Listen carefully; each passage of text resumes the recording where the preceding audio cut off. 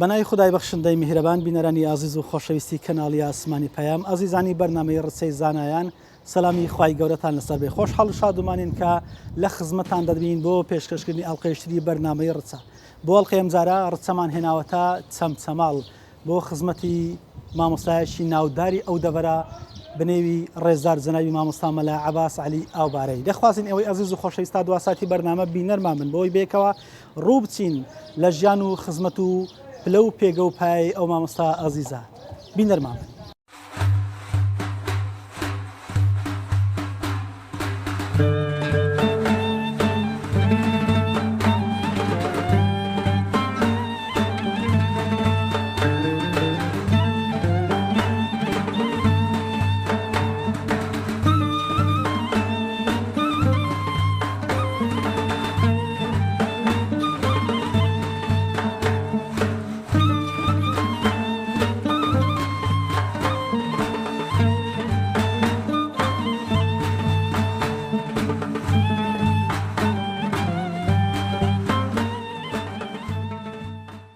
ڕێزدار جەنابی مامۆستا عەبدولمەجید کە یەکێک بوو لە کوڕەکانی جەنابی مامۆستا لە ئەڵقەی ڕابردووە تا ئێرە لە خزمەتی جەنابی بن کە باسی مامۆستای ڕەحمەتی کردو ئەوەی کە بڕوانامەی زانستی وەرگرت جا من لەو ئەڵقەیەدا دەمەوێت درێژە بدەم بۆی کە دوای ئەوەی کە جەنابی مامۆستا بڕوانامەی زانستی وەرگرت لەکوێوە دەستی بە دراست کرد ئەگەر لە یاد بێ قوتابیەکانی چێ بوون بۆی کە زیاتر ئاشنا بین. وەک باسم کرد جەنابی باوکی ڕەحمەتیم بە درێژایی ژیانی هەر قوتابی هەبووە ئەگەر موبالەغە نەبێ لە سنووری چەمچەماڵ دەوروبەری لادێکانی و ناحیەکانی و کەم مامۆستای مزگەوت هەیە لە ئیستا لەسەر مینبەر بێ و سوودمەند نەبوو بێت لە زانستی باوکم بۆ سەردەمی خۆی یعنی پێویست بووە بۆ ئەم دەڤەرە و ئەلحەمدولیلا ئێستا زۆرێک لە ئەو مامۆستایانەی کە لەسەر مینبەرن قوتابی باوکی ڕەحمەتیم بوون ئەمە شەرەفێکی گەورەیە بۆ ئێمە هووە شانازێکی گەورەیە بۆ ئێمە ئەلحەمدولیلا خۆشیان شایەدی ئەوە ئەدەن من بە هەر خزمەت یەکێک لەو مامۆستا بەڕێزانەی کە وەفادارن ئەلحەمدولیلا دایم ئەوە خۆیان ئەیڵێنەوە و کە ئەڵێن باوکی ڕەحمەتیت هەمومان قەرزاری باوکی ڕەحمەتین ئەمە بەڕاستی وەک بڵێ زەخیرەیەکی گەورەیە مامۆستانی چەمچەماڵ باسەکەیان لە شوێنی تریش مامۆستا ینی چەمچەماڵ و دەرەوەی بڵین مامۆستایانی چەمچەماڵیش گوێم لێبوون و باسی زانست و زانیاری باوکمیان کردووە کە ئەلحەمدولیلا بە تایبەتی لە مەزاهیبی لە مەزهەبی ئیمامی شافعیە زۆر ڕۆچوو بوو و زۆر شارەزایی باشی. ئەگەر پێم بڵێ مامۆستا دەرزوتنەوەکانی لەکوێ بوو زیاتر یان لەکوێ دەستی پێکرد؟ دەرس وتنەوەکانی تەوان ئەم مزگەوتەی کە لێرە بە مزگەوتی شەهیدان مەشهورە لە قەزای چەمچەماڵ سەرەتای دروستکردنی حوجرەیەک لێرەوە بوو لێرەوە لە سەردەمی فەقەیەتی چۆن دەڵێ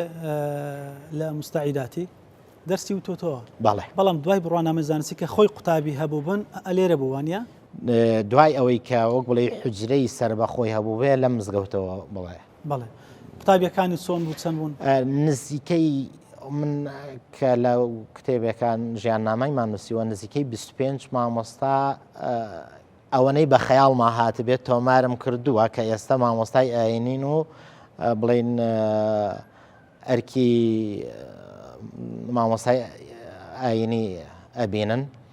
تۆمارم کردوون و دواییش چەندینی تریشم بە خەیاڵدا هاتووە کە تر دەرفەت نەبوو لەوێ بینوسم نزیکەی 30 مامۆستای ئاینی ئەبێن کە ئێستا لە ئەرکدان و قوتابی باوکم بوون کە هەرنێکیان ئێستا دکتۆرایان هەیە. ڕێژەی ئەوە دەزانی کە چەند بڕوانامی پێداون؟ بڕوانامە وەکو خۆی یەکێک بووە لەوانەی موجیز بووە ئیجازەی مەلایەتی داوە بەڵام وەکو ئەوەی کە ئیجازەی وەرگنی شادە و شتی درابێ پێ نە ئیجازەی دابیتە مامۆستایان زۆرن هەنێک لەو مامۆستا بە ڕێزانە وەگوتم ڕەنگە دەرفەت نەبێت ناویان بنووسین هەن لە تۆمارمان کردوون لە ژیاننامەی بڵین باوکمە و هەندێکیش ڕەنگە ئێمە ئاگادار نەبوو بێتین. ڕۆلی جەنابی مامۆستا لە تەدریسە چۆن بەڕستان فەرموتان کاریگەریشی زۆری هەبوون بۆی کە مامۆستایشی زۆری پێگەیاندون و ئێستا کەش هەر سوپاسگوزارن بەس باسی ئەوم لە بۆ بکەی مامۆستا کاریگەری مامۆستا لەسەر مینبەر لە میحرابە طبعا ئەوەشم پێ بڵێ ئەو مزگەوتێکی ئێستا مەلێن چەند مامۆستا چەند ماوەی چەند لێرە ماوە نزیکەی 28 ساڵ لە مزگەوتەیە خزمەتی کردو وەکو وتار خوێن وەکو وتار خوێن و پێشنوێش بەڵام ئەدی مەدرسەوە مامۆستای باوکم زیاتر لایەنی فتوا و بە تایبەتی لە مەسائیلی میرات و تەلاق و ئەم بابەتانەیە کە بابەتانێکی قوڵ بوون هەموو مامۆستایەک ڕەنگە خۆی لێنەدایە ئەو زیاتر وەک بڵێ لەم لایەنەوە ئیشی کردووە مامۆستا لەبەر ئەوەی تەمەنێکیە بۆ ڕەنگە وەک وتاربێش تەسیرێکی وای نەکردووە بەڵام توانیوێتی وەک بڵێ ئەو لایەنە بەلایەنی تەدریس قەرەبوو بکاتەوە و وەگوتم بەردەوام بوو بەردەوامیش قوربانی داوە لە مەسائیلی تەدریسا و هەڕەشەی داخستنی مزگەوت و هەڕەشەی تریشیان لێداوە تاوەکو واز لە تەدریس بێنێت ئەو هەڕەشانە کاتێک کە دروست دەبن مامۆستا چۆن دەڵێ مل دانانێ بۆیان الحەمدولله وەک باسم کرد هەتا پێش وەفاتیشی بەردەوام بوو کۆڵی نەدا لەوەی کەوا واز لە تەدریس بێنێ حەزەکەمە بۆ مێژوش بمێنێتەوە و لە ژێر ئەم هەڕەشانەیە حتا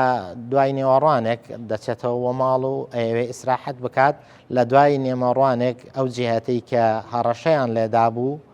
بۆ واسێنان لە تەدریس چونکە عادەتی وا بوو هەموو کتابەکانی تقریبان لە مزگەوتا بوو دێن هەموو کتابەکانی ئەبەن و تا وەفاتیشی کرد هەر نەیاندایە و تا ئێستش هەر کتابەکانی نەدرایە کۆلیدا پاشەوەی کە بەو شێوەی عقوبەیاندا بڵێ نەخێر کۆڵی نەدا و داواشیان لێ کرد کە سەردانیان بکات تاوەکو کتابەکانی پێ بدەنەوە و ئامادە نەبوو بچێت تاوەکو بڵین کتابەکانی وەربگرێتەوە بڵێ بەڕستان وەکو یەکێک لە کوڕەکانی جەنای مامۆستا ئەگەر پێم بڵێ جیاوازی جەنای مامۆستا لەگەڵ باقی مامۆستاکانی تر ئەگەر چی باوکیشە بۆی کە جیای دەکردەوە لە مامۆستایانی تر من جەنابی باوکم کە هەندێک قسەی ئەکرد ئەوجا من لی تێنە ئەگەیشتم هەرچەند خەریکی تەدریس و ئەوە بووم چونکە گەنج حەماسەتێکی زیاتری هەیە لە کەسانێک کە هەموو ژیان و تەمەنیان لە ناو علم و زانستا بردووە کە زۆر جا شتێک ئێمە بەلامانەوە حەرام بوو ئەمانوت باوکەمە چۆنە ئەیوت مەکروهە ئێمە لەم قسەیە تێنە ئاگەیشتین دوایی کە ئەو حسابی حکمت و مەوعیزەی کردی کە ئەیوت مەکروه ئێمە لە وشەی مەکروه تێناگەیشتین یانە هەر حەراممان ئەزانی یان هەر حەڵاڵمان ئەزانی بەڵام دوایی کە فێر بووین کە مەکروه ئیستلاحێک و دەستەواژەیەکی ئوسولیە کە بۆ شتانێکی ناباش بەکاردێت کە لە ئەسڵا حەرام نین بەڵام دوایی بۆمان شخصی خۆم دوایی بۆم دەرکەوت کە باوکم بە مەسئولیاتەوە قسەی ئەکرد وەکو خەڵکانێک نەبوون کە ئەمڕۆ زۆر بە بەرپرسیاریانەوە قسە فڕێ ئەدەن فتوا فڕێ ئەدەن و دوایی نەبوونی حکمت ئەوەی لێ ئەخوێنرێتەوە بەڕای من کە لە چەند شوێنی تریش باسم کردووە کە زۆر جا خەڵکی ئەڵێ من سەر لە مامۆسای ئاینی دەرناکەم بۆ لە نەوەتەکان شتێک حەرام بۆ ئێستا حەڵاڵە بەڵام ئەو باوکی ڕەحمەتیم کە هەر شتێک بیوتە حرامە هەر حرامە بوو بۆ چونکە بە عمق و بە تێڕوانینێکی قوڵەوە ئەیوت حرامە بۆیە ئامادەش نەبوو دوایی پاشگەز ببێتەوە لی چونکە زانێرێکی تەواوی لەسەر وەرئەگرت نەک وەکو ئەمڕۆ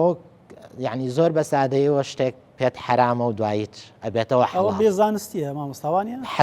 حتمەن بە پێی زانستیە چونکە ئەگەر ئینسان زانستی هەبێت زانستێکی قوڵی هەبێت دەبێ وریا بێت لە مەسائیلی فتوادان و ئەوەیە من بیرم دێت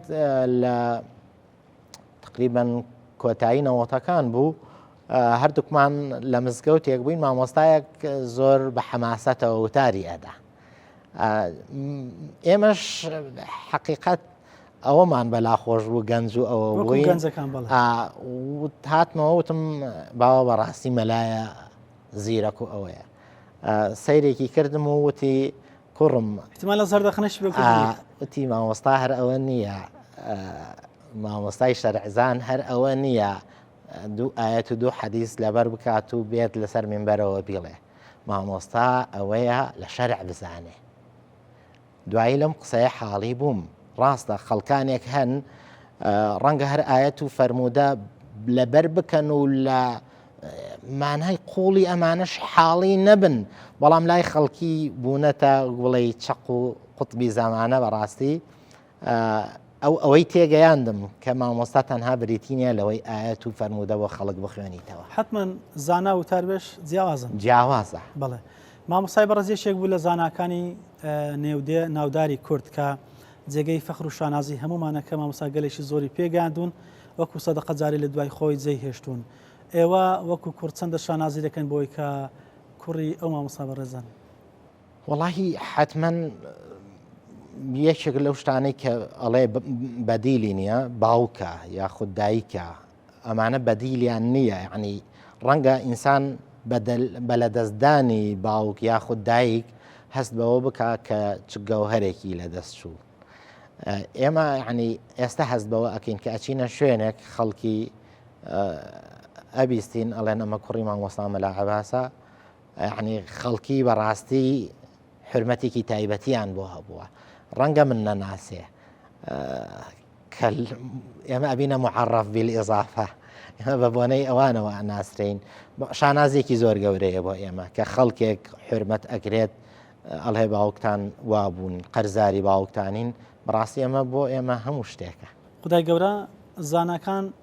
بە زانستەکان بەرز دەکات، بەڵام لێرەیە کوڕەکانیشی بەرزکردنەوە حتمما ئێمە شانازیەی پێواکەین، بەڵامێتر مرۆڤیش ساتێک و کاتێکی دیاریکراوی هەیە تاوەکو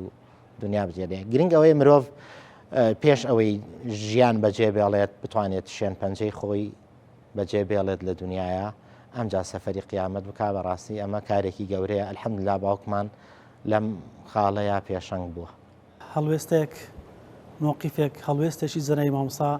ئەگەر لە یاد بێ لە بۆمانی باسکەی هەڵوێست زۆر بوونە، ڕەنگە ئەو مامۆستایانەی زیاتر لە خزمەتیا بوونە بن، بەڵام من زۆرێک لە مامۆستایانم بیرستون کە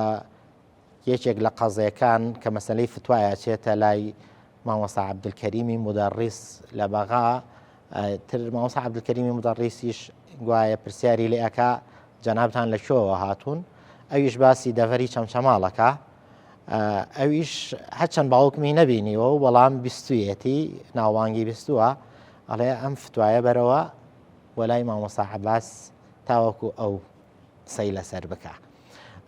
ئەمە لە ڕووی ئەوەوە. لە ڕووی دیارە لە کەرکووک بووە مودەیەک، لەوێ داوای ئینتیمای ئەوەی لێکرێ کە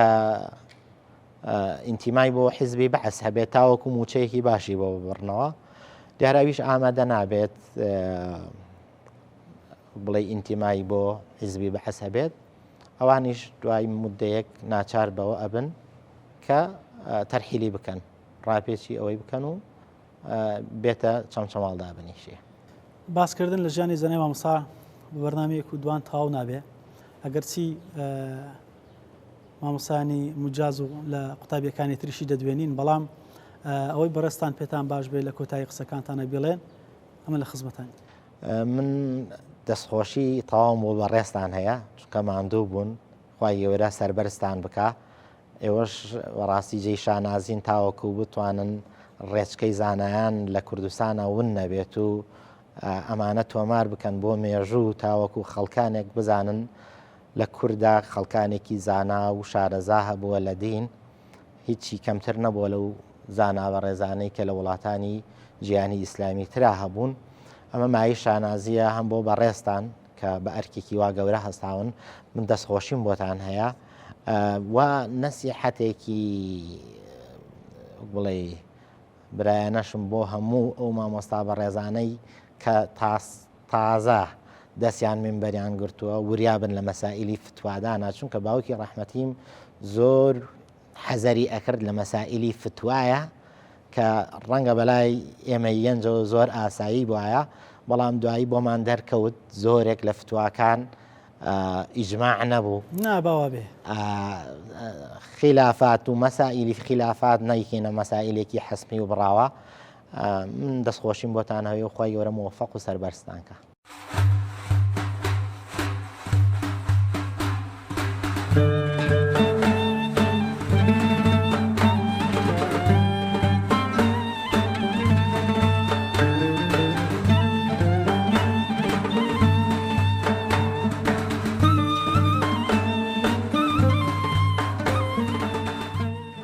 بێکەوە زۆر ژیاون مامۆستایەوە سەربردەیەک لە ژیانی جەنابی مامۆستاگەر لات بێ بۆی کە بێتە مایسود بۆ هەملایەک.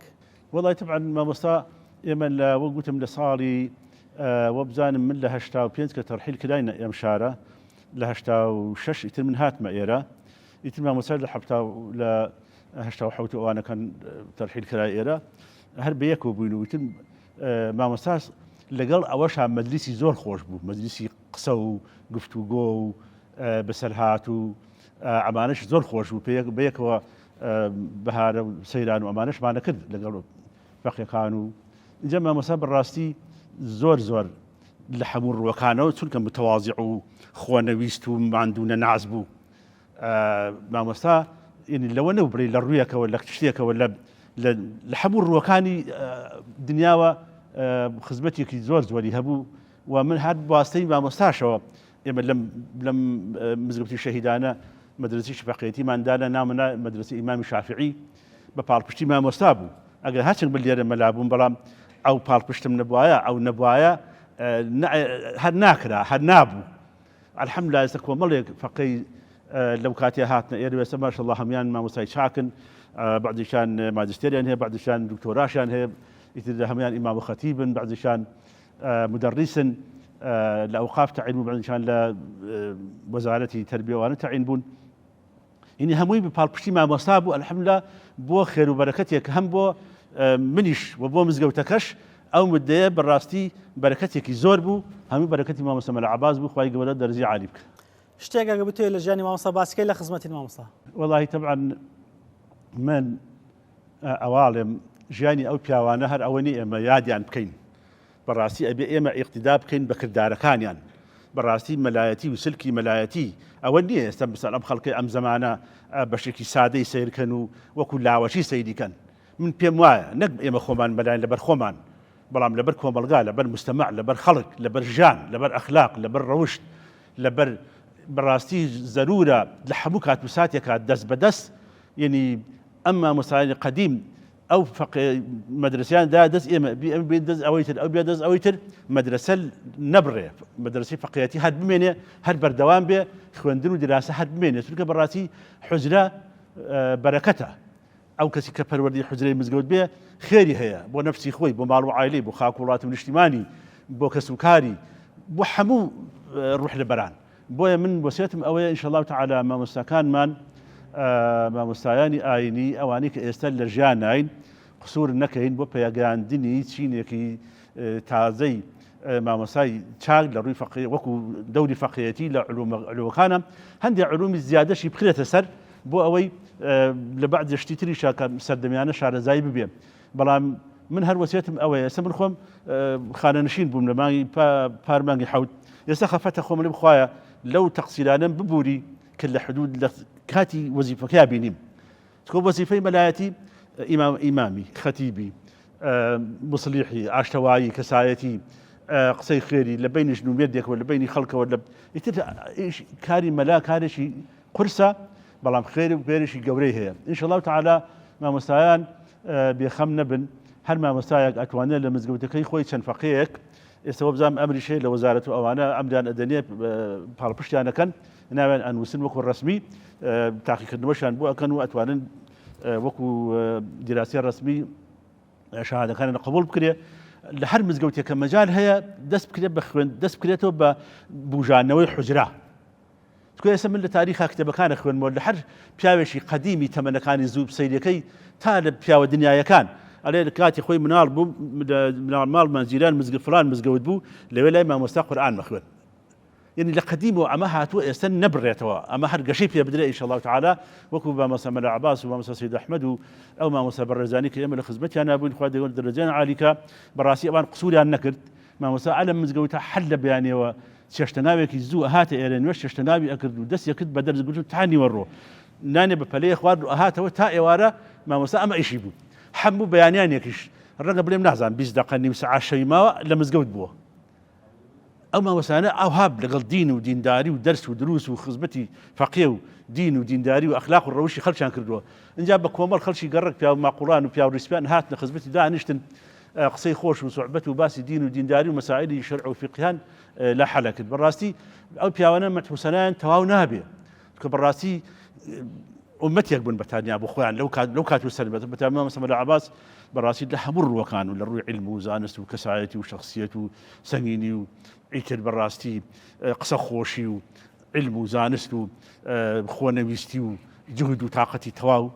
وێنەی کەم بوو لەخوا بەزیاد بێ ئینشەڵڵا تعالی قازانجی کردووە ئینشەڵڵا تعالی مامۆستا و کوڕەکان تریش تەمەنیان درێژ بێ و چاولەو بکەن و جهد بکەن ئینشەڵڵا هەندێک جێیەکەی پڕ بکەنەوە خوا سەلامەت بن ئێوەش بەخێر بێن دەستان خۆش بێ ئینشەڵڵا تعالی حەول دەن یادی ئەو مامۆستا بەڕێزانە بکەینەوە با یادیان بمێنێ و بێتە هاندەرێکیش بۆ ئەم چینەی دوای ئینشەڵڵا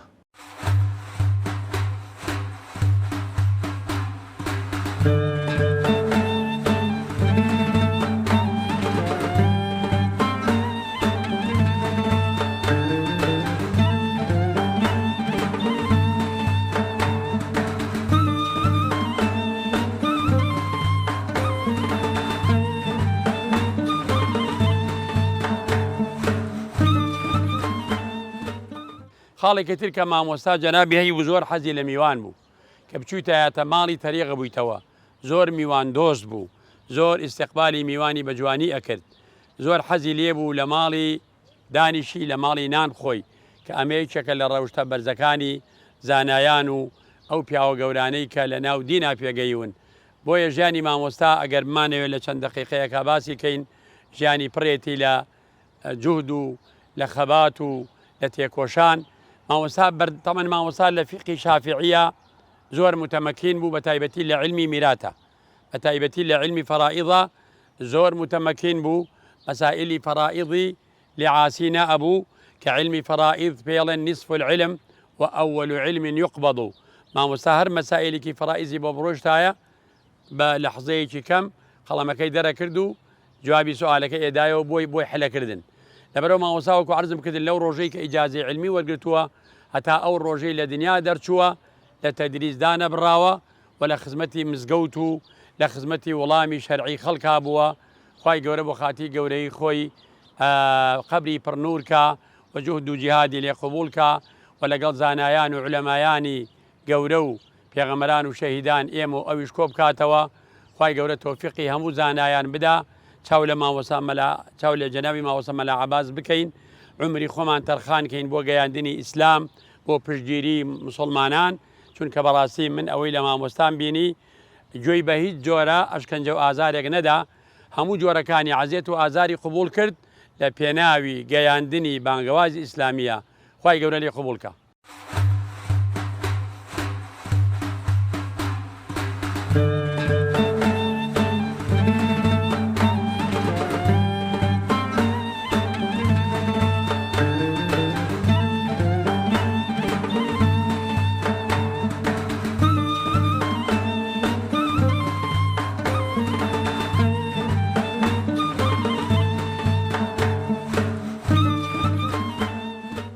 بەڕاستی جەنابی مامۆستا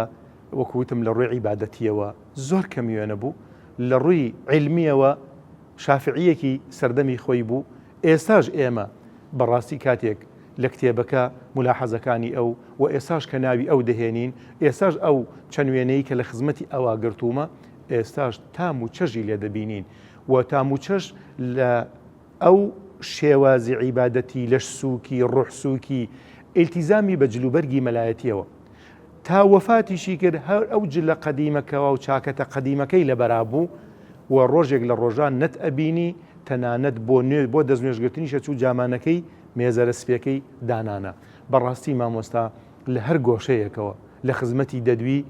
هێشتا ناتوانی بڵێ من قەترە بە دەریا لە مافی ئەو مامۆستا گەورەیە بۆیە من جێگەی شانازیمە هەتا ماوە شانازی پێوە دەکەم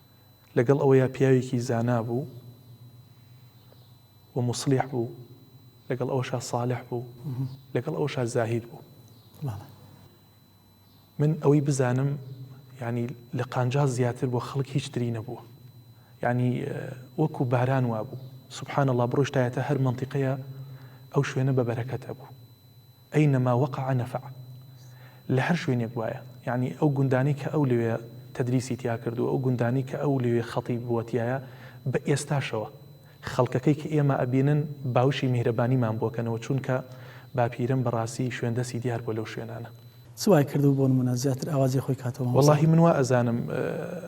ئەوەی بێتە ناو ئەم شریعەتەوە ببێتە خزمەتکاری ئەم شریعەتە، بەدڵسۆزی بۆخوا بەدڵسۆزی بۆ خوا کار بکات. من وا ئەزانم ئیتر وەکو باران وایە لە هەر شوێنێ بات ئەو شوێنە بە پیت و بە بەرەکە دەکات. بۆ یە کەس هەیە لە ئێسای ڕقی لە باران بێت؟ ها نەخێر، هیچ کەسێک نییە ڕقی لە باران بێت. تەنانەت ئەگەر لە غەیری مەوسیمی خۆش یا باران ببارێت کە هاوینە خەڵک هەڵ دڵخۆشە پێی، چونکە ئەزانن باران لە بەرەکەت زیاتر بۆ خەڵکی شتری پێ نییە. ئەهلی عیلم و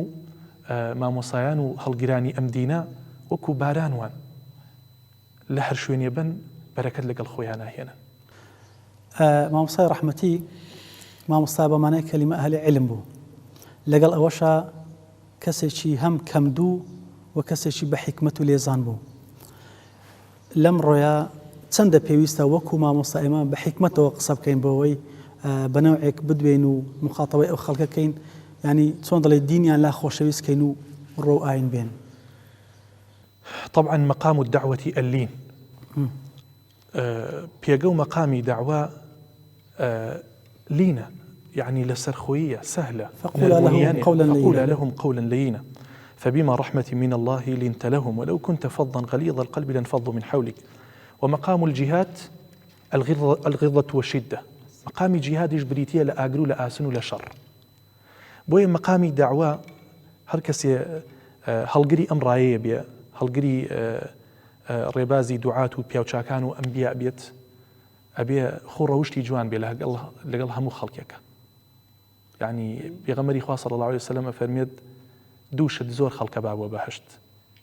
حسن الخلق تقوى الله وحسن الخلق. طبعا ما بوها مو خلق بلام شتێکە داعی و بانخواز جوان بکات زۆر زۆر جوانی بکات ئەخلاق جوانیەکەیەتی. یعنی تەنانەت ینی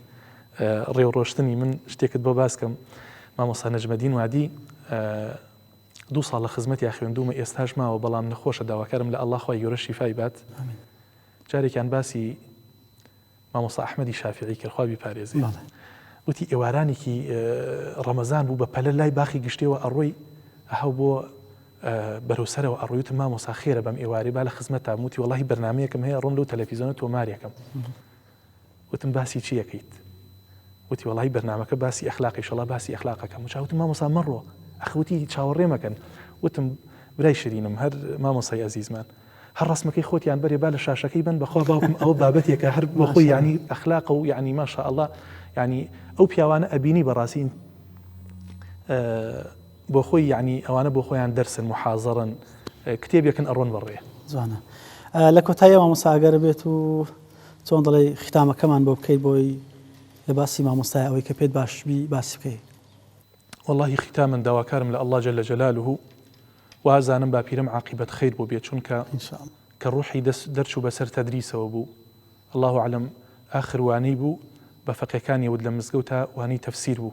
شەرحکردنی قورئان بوو ڕاوەکردنی کەلامەکەی الله جل جلاله کە تۆزێ وەزعی تێکەچێت بە حکمیەوەی خەستەخانەکە نزیکە لێیانەوە هەر بە پێ باپیرە ببن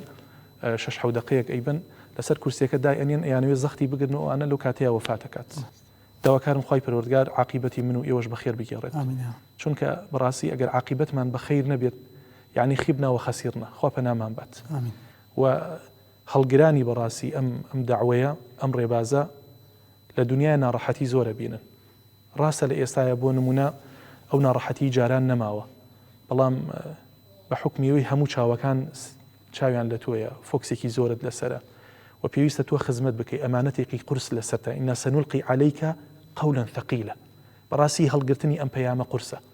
بە تایبەت ئەگەر بتەوێت بۆ خوا بیکەی بە تایبەت ئەگەر بتەوێت دڵسۆزانە لەگەڵ ئەم پەیامەیە هەڵسوکەوتکەی و خەڵکت خۆش بیێت و دڵسۆز بی بەرامبەر بە خەڵک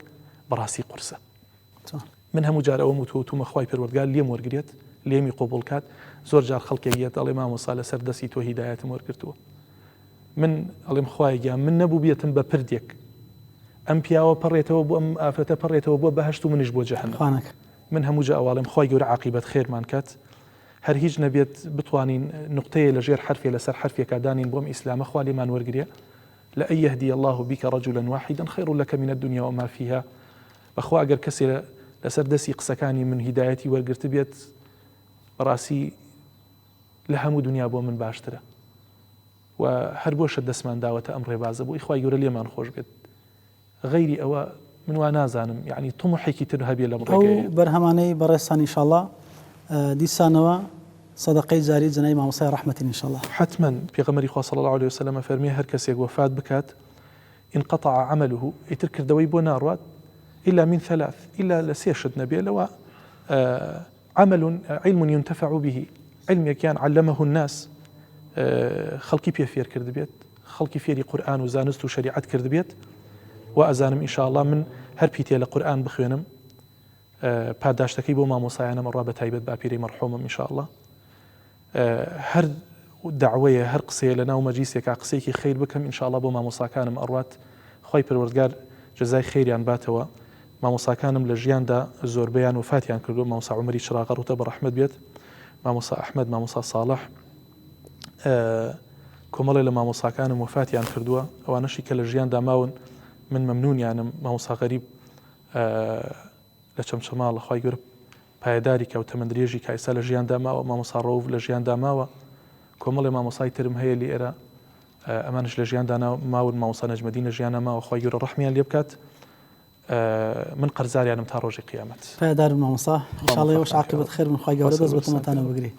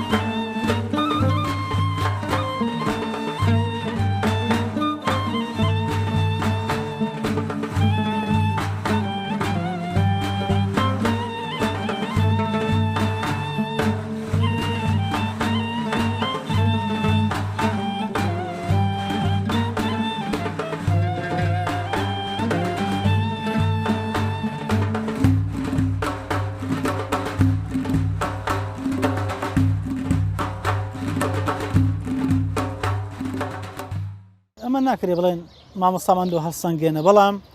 ئەگەڵ بەراوردی بکەین بین زانستی زەنای مامۆستا لەو ساتە تەبەن کاتی خۆی کە مامۆستا دەور و ڕۆڵ و کاریگەری خۆی تێ هەبووە ئەنی هەڵسەنگاندن بۆ سای زانستی زەنای مامۆستا چۆنوە والله مامۆستا طبعا لەمە لە کوردستانمان لە کوردستان ئێمە الحەمدولillah مامۆستا و زانای زۆرمان هەیە بەڵام لە ئاستی شارەکەیە لە مامۆستا بەتواناتر نەبوو لە ڕووی عمقی علومە شەرعیەکانەوە لە سەردەمی خۆی لە ساڵی 90ەکان و 80ەکان تا ڕۆژێ وفاتی کرد لە شەمشەماڵە کەس وەک ئەو نەبوو لەو مامۆستا بەتەمەنانە لە ڕووی علومە شەرعیەکانەوە هەر لەبەرەوەش بەرهەمێکی زۆریە بۆ الحەمدولillah بەڵام لە شارەکانی ترا الحەمدولillah زانە و مامۆستای گەورەمان زۆرە بەڵام لەم دەڤەرە مامۆستا بەڕاستی هەوێنەی نەبوو و ئەتوانم بڵێم مامۆستاکان ئێمە بیرم دێ ئەو کات ئێمە فەقێ بووین غەیری ئێمە تەنانەت مامۆستاکانی شاریش لەبەر گەرموگوڕی حوجرەکە ئەهاتن بۆ بینینی حوجرەکەی ئێمە چونکە حوجرەیەکی بێوێ نەبوو لە دەبەرەکەیە و ئەهاتن بۆ بینینی حوجرەکە و مامۆستا گەورەکانش ئەهاتن خەتیبەکان هەر ئیسفسارایەکیان هەبووە فتوایەکیان بیستایان لای مامۆستا وەریانەگرت ئەوانش دەرسیان نەخوێن لای مامۆستا ڕاستە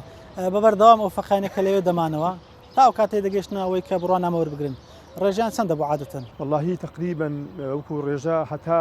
بەردەوام حوجرەتدا 12 فەقیتیا بوو بەڵام بە زۆریەوانی کە لە خزمەتی بارەمەند بوون ئەتوانم تا 20 فەقەیەک هەر لەم دەبەرانە ئێمە لە خزمەت مامۆستایە بووینە ئەمە جگە لەوەی خەڵکی تری زۆریش هاتووە لە دواییە لای مامۆستا خوێندوێتی و ئیجازەی وەرگرتووە هەڵوێستەیەک لە ژیانی زەنای مامۆستا بۆ نمونەوەی کە بەڕێستانە زۆر پێی سەرسام بن وەکو مامۆستای خۆت باسی بکەیت والله مامۆستا دوو سفەتی زۆر جوانی هەبوو یەکێک لەوانە مامۆستا پیاوێکی واعی بوو ئاگاداری دەوروبەر بوو لەگەڵ سەحوەی موسڵمانانە بوو لەگەڵ گەنجەکانە بوو هەواڵی موسڵمانانی ئەپرسی لەگەڵمانە سەفەر و دەرودەشتی ئەکرد هانی گەنجەکانی ئەدا هەنی ئافرەتانی ئەدا ینی کەسێکی واعی بوو لەو تەمەنەیە لەو زروفەیە کەسێکی واعی بوو لەگەڵ سەحوی مسلمانانە بوو ینی تەژیعی زۆری ئەکردین ئەمەیەکێ بۆ لە سیفەتە جوانەکانی مامۆستا خاڵێکی تر لە سیفەتی مامۆستا مەشهورە لەم دەبەرەی ئێمە زۆر متمەسک بوو بە مەزهبی ئیمامی شافعیەوە کە من ئەمە بازێ خەڵک جاروە بە نقطەی زۆر فێزانێ بەڵام بەڕاستی لە مامۆستایە نقطەیەکی زۆر بەهێز بوو چونکە مامۆستا بە ڕێزەکانی کوردستانی ئێمە کە جاران زۆر متمەسک بوون بە مەزهبی ئیمامی شافعیەوە ئەم وحدەتی مەزهبە زۆر گرنگە بۆ ئەوەی وحدەتی فکر و وحدەتی تەنانەت کۆمەڵایەتیش بپارێزێ بەڵێ ئێستا ناشکری خوان نەبێ بەهۆی ئەوەی کە وەک پێویست احترامی مەزاهب ناگیرێ بەڕاستی فەوسایەکی فتوا دروست بووە مامۆستا قەدیمەکانی ئێمە کاتێک کە متمەسک بوون بە مەزەبێکەوە ئەیانزانی خۆش شتەکانی کەشیان نەزانی فتواکانی کەشیان نەزانی بەڵام ئەیانزانی ئەمە بەلبەلەیە دروستەکە لەناو خەڵکە جا مامۆستا بەڕەحمەت بێیاخۆ ئەلوا زۆر بەهێز بوو زۆر بەخۆت بوو و طبعاً فتواکانی کەشی ڕەچاوە کرد بەڵام ئەی فەرموو بە هەمیشە بێمەیەوت ئەی فەرموو ڕەچاوی ئەو مەزەهبە بکەن کە سائیدە لەناو کۆمەڵگەیە بۆی بەلبەلە دروست نەبێ بۆی مشکلە دروست نەبێ بەداخەوە ئێستا لە کوردستانی ئێمەیە فەوزایەک دروست بووە بەڕاستی ینی بە شێوە لە شێوە یانەوێ ئەم خەڵکی ئێمە کە سەدان ساڵە دەست لە ملانە لەگەڵ مەزەبی ئیمامی شافعی بیان گۆڕن بۆ مەزەبێکی تر و بەعزێ فتوای وڵاتانی تر کە لەگەڵ بیئەکەی ئێمە ناگونجێت بۆیە جۆرێک بەلبەلە و مشکلە دروست بووە ینی ئەو مامۆستا بەڕێزانەی ئێمە و مامۆستا عەباس بەڕەحمەت بێ کە ئەمەی کردووە بەڕاستی لەو پەڕی خەمخۆری و تێگەشتنی بۆ مستەقبەلەوە بووە و نەبێ مامۆستا گەورەکانی ئێمە ئەم شتانیان نەزانی بێ مطلع بوون بەسەر مەزەبەکانی تر و بەسەر فتواکانی ترە بەڵام بەڕاستی زانیویانە کە ئەگەر بێت و تۆ مەڕەشاوی مەزەبێک نەکەی ئەوە مشکلە دروستە بێت ناو خەڵکەکەی ینی دەکرێت پێمان بڵێ بۆ نمونە چاوکردن لەو مامۆستایە بەڕێزانی کە بەڕاستی بەمانای کەلیمە ئەهلی علم بوون نەک تەنها وتاربێژێکی هاکەزایی وەکو ئێستا کە زۆر دەبین لەگەڵ ڕزمە بۆیان ینی لەگەڵ قسەکانیان دنیایەک تەفرەقە دەنێنەوە لە هەمان کاتیشا چۆن دەڵێ حکمەتی نییە فراغی ئەو مامۆسانە وای کردووە کە ئەو جێ لە شەوێنە تەحەدێک بۆ نمونە لەنێ مسلمانان کەسی عوام بەنەوعێک سەیری وەزعەکە دەکات دەڵێ ئەوە دینێکی تازە هاتووە بەڵێ وەڵڵاهی بە ئاشکرا ئێمە ئەو گلەیە بینین لەناو خەڵکە لێمە لێمان تێکشووە هەر مامۆستایەک فتوایەکەدا هەر مامۆستایەک فتوایەکەدا ینی ئەو گلەیە لە خەڵک بەڕاستی دروست بووە بەڵام مامۆستا لەو بوارەیە هەتا خۆی مابوو بەڕاستی ینی ئیتڵاعێکی بەسەر دەبەرەکەیشا هەبوو هەموو کەس نێتوانی بازێ فتوا بدا خۆیەکە لە سیفاتی مەلای گەورە و زانای گەورە بەڕاستی ئەوەیە من ئەم پەیامشم بۆ بەشێک لە مامۆستا بەڕێزە گەورەکانی خۆمانە لە کوردستانە کە بەڕاستی ئەوان ئێستا ئەو ئەرکیان لەسەر شانە ئەم فەوزای فتوا کە دروست بووە ئەنجومەنی باڵای فتوا لە هەولێر و مامۆستا و زانە گەورەکانی کوردستانی ئێمە بەرپرسیارەتیان لەسەر شانە کە ئەبێ ئەم فەوزا چارەسەرکەن زانا و مەلای گەورە ئەبێ مووقیفی هەبێ مەجال نەدا هەر کەسێک و هەر گەنجێک کەسێک بەخۆی کەناڵێدانیە و فەیسبووکێدانیە و لە مزگەوتی خۆی بێ بە مفتی چونکە سەر لە خەڵکا شێوێنرێت ئێمە ئەگەر لە وەگەڕین بەڵام هەر کەسێک لە مامۆستاکان بۆ منە حکمەتی ئەو مامۆستانێ وەک مامۆستا عەباسی ڕەحمەتیە ڕەچاو بکەن بۆی کە حکمەتیان هەبێت تاکو ئەو وەزعە دروست نەبێ دینەکە ئەوە بە شێوەیەک ینی بگەێنن کە چۆن دەڵێ لەبەی برایەتی لەسەری هەموو شتێکەوە دەستت خۆش مامۆستا شتێک ما بێ لە کۆتای سوپاسی جناب سوپاسی ئێوە ئەکەم دەستان خۆش بێ پێم خۆشە ئاوا ژیانی ئەو مامۆستا بەڕێزانەی کوردستانی ئێمە زیندووکرێتەوە بەڕاستی چونکە یەکێک لەو غەدرانی لە ڕووی ئیعلام و لە ڕووی تەنان حکومەتی شەوە ئەکرێ لە چینەکانی کۆمەلگە چینی مامۆستا بەڕێزەکانی ئێمەیە چونکە کوردستانی ئێمە و ئەهلی مزگەوت و مەلا گەنجەکان هەمووان قەرزاری ئەو مامۆستا بەڕێزە بە تەمەنانین کەوا کوردستانیان بردووە بەڕێوە بەڕاستی وەکو پێویست ژیانیان باس ناکرێ و حەقیان پێ نادرێ پێویستی ئەزانم بەڕاستی کەناڵەکان لە خزمەتی ژیان زیندوکردن و ژیانی ئەو زانانە بن چونکە بەڕاستی دەرس و عیبرەت زۆر هەیە لە ژیانی ئەو پیاوە گەورانەیە.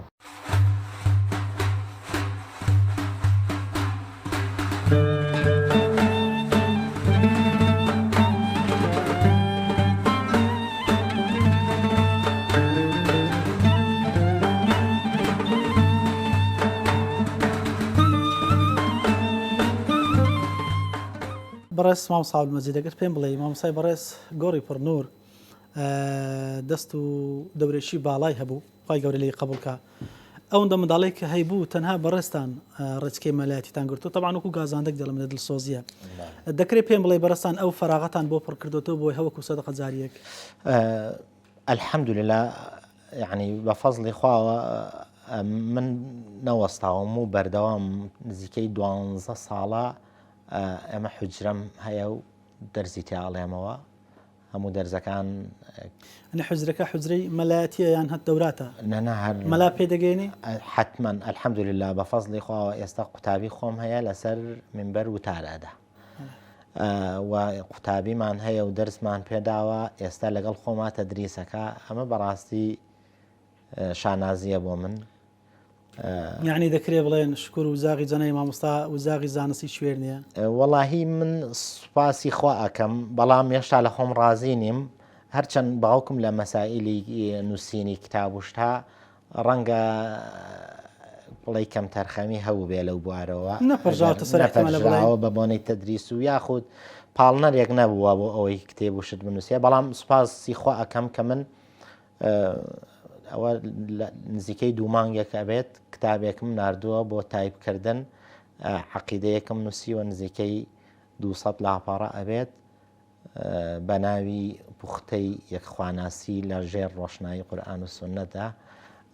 خەریکی تایپە و بەڵام هێشتا نەچۆتە بواری چاپووە خی گەورە بەرەکەت بخاتە زانستەوە و یاخوا سەلامەت ڕەحمەتی لە گۆڕی جەنەی مامۆستا خوای گەورە سەربەرستان کا موفەق بن یاخوا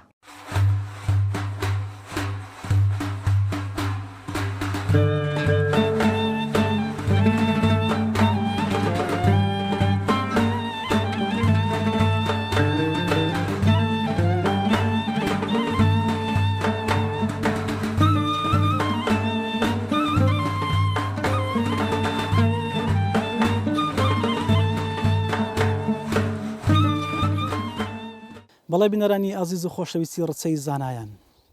هەردوو ئەڵقەی بەرنامەمان بە پایان گەیشت ئێمە هەر چەندێکی تر لە خزمەتی جەناب مامۆستا بین ناتوانین حەقی خۆی پێ بدەین لەبەرەوەی جەناب مامۆستا بەمانای کەلیمە زانە بە خوددا سڵحا و مامۆستایەکی کاریگەر لە ڕووی کۆمەڵایەتی لە ئاستێکی بەرزی زانست و معریفە و بە خوددا سڵحاویدا بوو مامۆستای بەڕێزمان هەر لە سەرەتای منداڵیەوە کە دەڕواتە بەرخوێندن دوا بەدوای ئەوە بڕوانامەی زانستی وەردەگرێ هەموو ژیانی لە میحراب و مزگەوت و مینبەرە سەرفەکات زیاتر لە 30 دانە ساڵ تەدریسەکات و وانەی شەرعی دەڵێتەوە ئەوە مەقامێکی زۆر بەرزی خودداییە مامۆستای بەڕێز و خۆشەویستمان لە ساڵی 1938